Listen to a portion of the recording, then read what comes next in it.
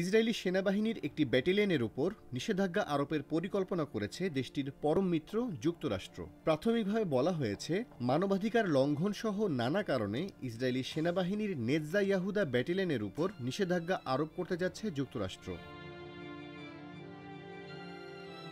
যুক্তরাষ্ট্রের এই উদ্যোগের প্রতিক্রিয়ায় ইসরায়েলি নেতৃত্ব বলছে, তারা যে কোনো মূল্যে এই নিষেধাজ্ঞা অকার্যকর করা বা ঠেকানোর চেষ্টা করবেন। ঠিক কেন এবং কোন ধরনের নিষেধাজ্ঞা আরোপ করা হবে সে বিষয়ে যুক্তরাষ্ট্র এখনও কোনো আনুষ্ঠানিক বিবৃতি দেয়নি। তবে নেতজা ইয়াহুদা ব্যাটালিয়নের উপর নিষেধাজ্ঞা কেন আরোপ করা হবে এবং এর ফলে কি হবে তা উঠে এসেছে বার্তা সংস্থা রয়টার্সের এক প্রতিবেদনে।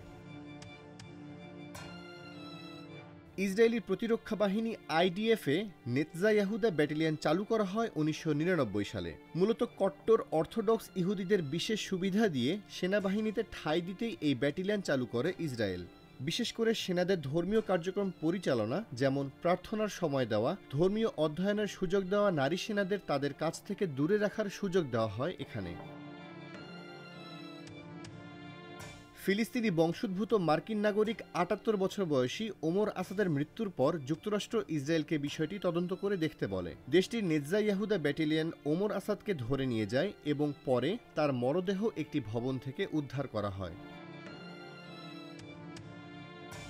ওমর আসাদের মরদেহ ময়নাতদন্তের পর দেখা যায় তিনি প্রবল উদ্বেগজনিত কারণে হার্ট অ্যাটাকে মারা যান।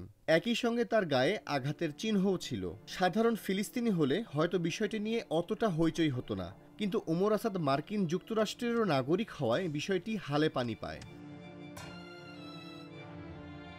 ওমর আসাদের বয়স ও অন্যান্য শর্ত বিবেচনায় মার্কিন পররাষ্ট্র মন্ত্রণালয় তার মৃত্যুর বিষয়টি তদন্ত করতে বলে ইসরায়েলকে।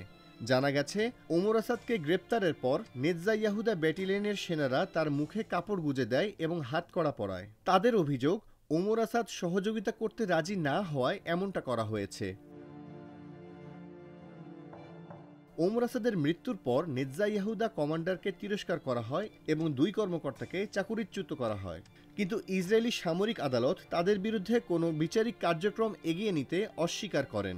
তাদের যুক্তি হলো, ওমর আসাদের মৃত্যুতে সেনাদের কোনো ত্রুটি আছে এমনটার প্রমাণ নেই। এর বাইরেও নেতজা ইয়াহুদা ব্যাটালিয়নের বিরুদ্ধে আরও অনেক মানবাধিকার লঙ্ঘনের ঘটনার প্রমাণ পাওয়া গেছে। বিভিন্ন ভিডিও থেকে দেখা গেছে ব্যাটালিয়নটির সেনারা ফিলিস্তিনি বন্দীদের সঙ্গে অমানবিক ও নোংরা আচরণ করছেন। উল্লেখ্য, 2022 সালে নেতজা ইয়াহুদা ব্যাটালিয়নকে পশ্চিম তীর থেকে ইসরায়েলে সরিয়ে নেওয়া হয়। তার আগে প্রায় শুরু থেকেই ব্যাটালিয়নটি পশ্চিম তীরে মোতায়েন ছিল। বর্তমানে ব্যাটালিয়নটি গাজায় মোতায়েন আছে। 20 এপ্রিল ইসরায়েলি সেনাবাহিনীর নির্দিষ্ট ব্যাটালিয়নের উপর নিষেধাজ্ঞার বিষয়ে মার্কিন পররাষ্ট্রমন্ত্রী অ্যান্টনি ব্লিংকেন বলেন, ইসরায়েল মার্কিন যুক্তরাষ্ট্রের আইনের অনেকগুলো লঙ্ঘন করেছে, যে কারণে মানবাধিকারের চরম লঙ্ঘন করেছে এমন ব্যক্তি বা নিরাপত্তা বাহিনীর ইউনিটের উপর সামরিক সহায়তা প্রদান নিষিদ্ধ করার বিষয়ে তিনি দৃঢ় প্রতিজ্ঞ। ইসরায়েল মার্কিন যুক্তরাষ্ট্রের আইনের অনেকগুলো লঙ্ঘন করেছে, যে কারণে মানবাধিকারের চরম লঙ্ঘন করেছে এমন ব্যক্তি বা নিরাপত্তা বাহিনীর ইউনিটের উপর সামরিক সহায়তা প্রদান নিষিদ্ধ করার বিষয়ে তিনি দৃঢ় প্রতিজ্ঞ।